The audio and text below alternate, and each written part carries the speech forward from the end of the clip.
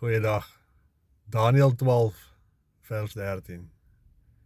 Maar hou jy aan tot die einde toe. My vriend, ek wil vir jou sê, moenie moed opgee nie. Dit lyk miskien donker, vandag lyk nie jou beste dag nie. Jy het miskien vanoggend opgestaan en net gedink, ek wens vandag het nie aangebreek nie. Jy het miskien gewens dat jy nog kan slaap om dit wat vandag voor jou lê, nie in die gesig hoef te staar nie. Ek wil vir jou sê, God is by jou. En God sal met jou wees, elke oomblik van elke dag. En in daardie moeilike tye wat jy gaan, waar jy nie die lig aan die einde van die tunnel kan sien nie, God is daar by jou. God gaan saam met jou deur die moeilike tye.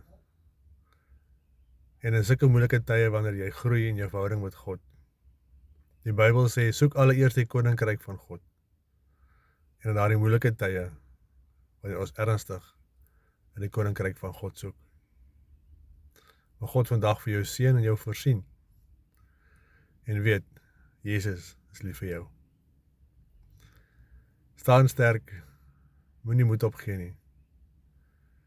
1 Petrus 5 vers 7. Gaan lees hom. Gee alles wat jou pla vir God. Cast all your burdens upon him. Mooi dag en ons sal selfs môre weer. Bye bye.